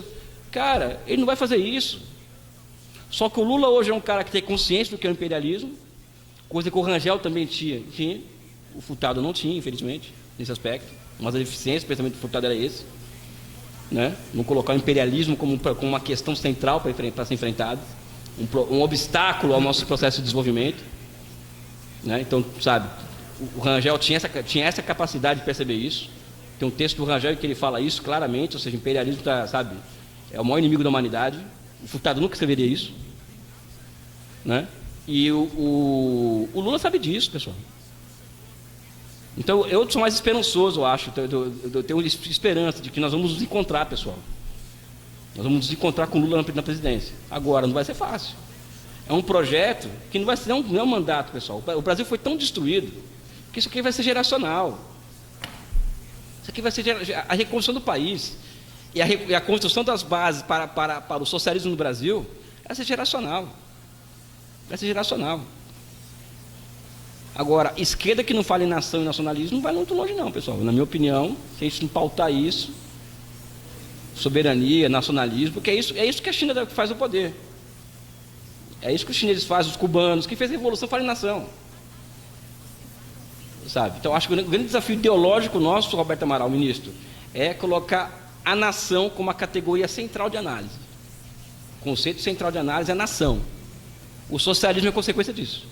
Porque o socialismo não é uma resposta histórica, vamos dizer assim, a problemas historicamente colocados. O problema nacional é um problema historicamente colocado. Eu acho que o capitalismo brasileiro pode resolver um pouco isso. Enquanto nós não temos condições de acumular força, o socialismo ainda do jeito que eu gostaria que fosse, né? Meus desejos não pautam a lei de rotação da Terra, né? A questão do planejamento, Bruno, sabe o que eu acho? Qual que é o meu sonho de consumo? Vou falar de sonho porque é o que a China faz, né? O rapaz que está estudando isso até saiu da sala de aula. Eu acho que primeiro formar pessoas com capacidade de observar aonde estão os recursos sociais da nossa economia. Acho que isso é o ápice da inteligência humana, isso, na minha opinião.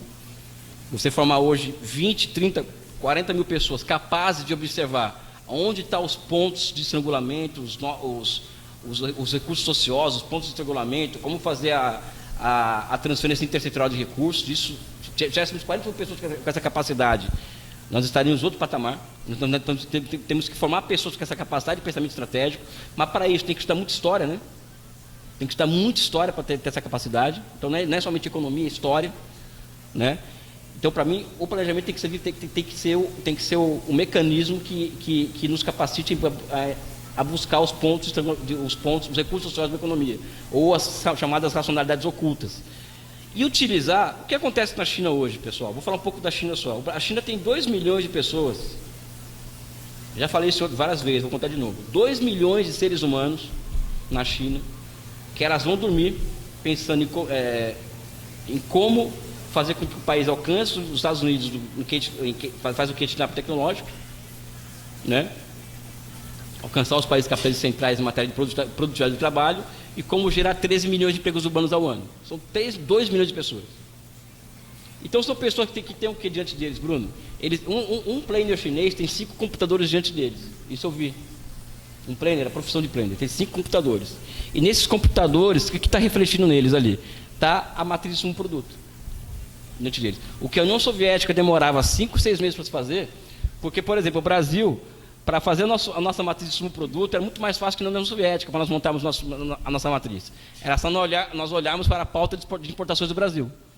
Durante a década de 40, era fácil. A União Soviética não. A União Soviética era muito mais difícil. Então, o planejador soviético tinha muito mais dificuldade em construir a sua matriz de produto que o economista brasileiro. É só olhar a pauta de importação do Brasil, que está ali a nossa matriz de produto, os buracos ali para serem preenchidos. O soviético não tinha isso. A China, e isso demorava na União Soviética durante coisa de 6 meses para elaborar uma matriz de produto, né? A China, ao utilizar o Big Data, a inteligência artificial, agora o computador quântico, ou seja, eles entregam nesses 5 computadores todos os dados necessários para um economista entregar em 7 ou 8 minutos aonde estão os recursos sociais da economia e os pontos de regulamento, e entrega para os políticos fazer o quê? As mudanças institucionais necessárias para superar aquele entrave que vai aparecer lá na frente, né? Ou seja, a China é o projetamento, ou seja, já é um nível de domínio humano sobre a natureza muito elevado, né? Que faz emergir novas regularidades econômicas, que é o que eu estudo na minha vida hoje, entender o que é o que está acontecendo na China hoje. Eu acho que é um planejamento que eu acho que é um pouco isso. Não sei se você respondeu a sua questão, mas volto a dizer, quem está discutindo esses temas no Brasil hoje? Na esquerda? Ninguém. E fica nós aqui falando e tal, sabe? Então, acho que... Por isso que eu valorizo muito o IBEP, o Corecon, por trazer esse tipo de debate, porque, sabe, eu acho que o Lula vai pela intuição, né? Não é porque ele é muito intuitivo, ele é muito... Não quer ouvir economista, já é uma boa coisa. Mas na intimidade ele disse para mim ali que não, ele disse na reunião que, enfim, é off, né? Mas, enfim, vou falar off, né? É muito intuitivo, sabe o que tem que ser feito, mas não vai ser fácil, porque tem que ter maioria política. A política não é ideia contra ideia, é matéria contra matéria, né, pessoal? Eu quero agradecer. Não sei se eu respondi uma pergunta, né? Cara, eu não posso, eu sou muito honesto intelectualmente. Eu sou de uma geração que se reservava a falar só do que conhecia, né? Então hoje todo mundo fala de tudo, né? Eu não posso falar com propriedade do projeto de Ari. Não, mas eu estou sendo muito honesto, assim, de não... Até...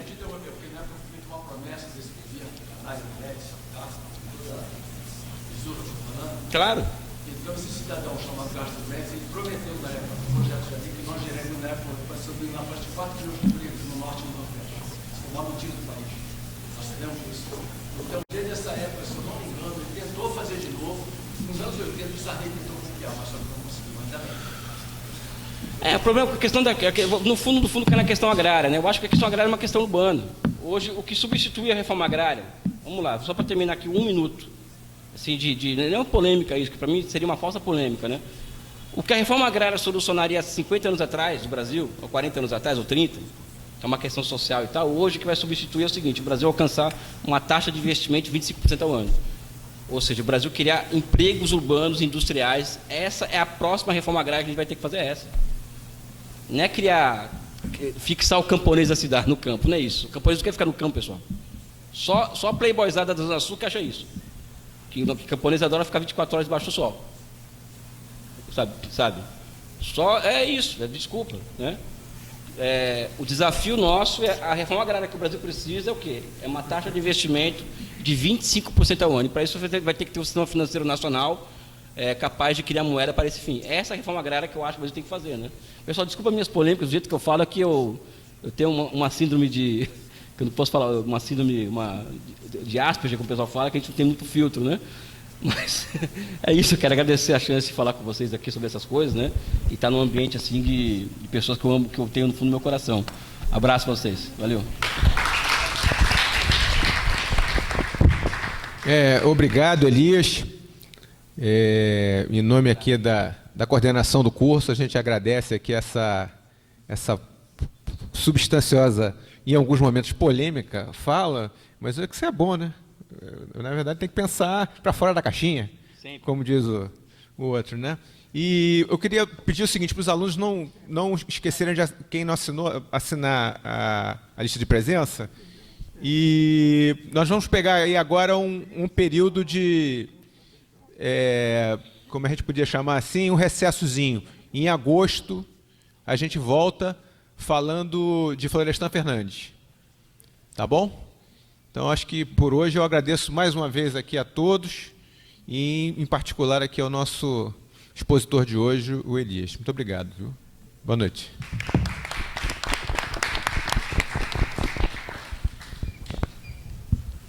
Pode gravar? Parou? Agora pode falar, né, pessoal?